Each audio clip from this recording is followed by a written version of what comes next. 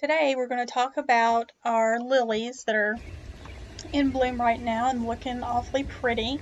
And the thing we need to remember, first of all, I missed some of the blooms. Like there's some that have already kind of died off, but they're still in bloom, so we're going to go ahead and talk about those today. And so here and then over there we've got some. I've got several different little groupings, and I've got different varieties. I've been given different varieties from different people. Most of these are the wild variety, or the wild type. So here are these darker ones. I really like those, but their bloom is a little bit smaller than these bigger ones here. I don't even know where I got these or who gave them to me. I think they're new.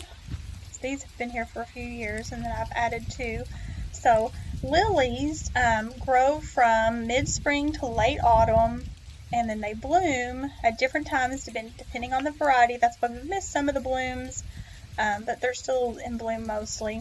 The bulbs should be planted in the spring or the fall when it's not super hot, and sometimes it's nice to plant the smaller flowers in around them to kind of help hold them up. So I've got these daisies because they stay real dense and they stay a little bit shorter, and then also they tend to bloom later than the lilies. See there, we've got a couple of spent blooms.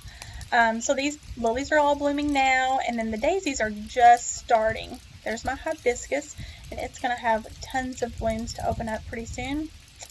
It's been raining a lot, so it has a few yellow leaves as well that we need to pluck off. So there's these I planted just last fall, so they haven't had as much of a growing season as the ones up in the front. But these daisies have been here for 2 seasons, and so they're super full, and we planted them all together, and they'll just kind of help support each other. Now I also planted some of a whole nother variety. Actually, my daughter gave me these. I'm not real sure where she got those either, but she gave me a little clump. There's my rose garden that's gonna just get bigger and better all the time. In the tree line, that will get more and more mulch until we, kill off most of these weeds that want to kind of creep in, and we'll probably pull some of those out as well. There's a hosta that I planted in the tree line.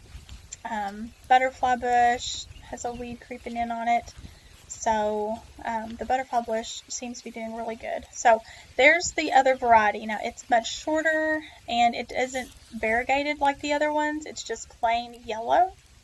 I haven't really seen these much, and so I've planted that here with an iris, and they'll kind of help support each other. The irises will bloom first, and then the lily later on. So that's always nice because then you have all the thick foliage, and then you have the blooms happening at different times of the year, so that you have at least something blooming of your perennials all the time. So there's my rose garden again, and thank you so much for watching. I'm not really sure what we're going to get into tomorrow. Maybe talk more about the vines that need to be tied up around the different things. So I will talk to you tomorrow. Thank you so much for watching. Be sure to subscribe so you don't miss any of the videos that we have going.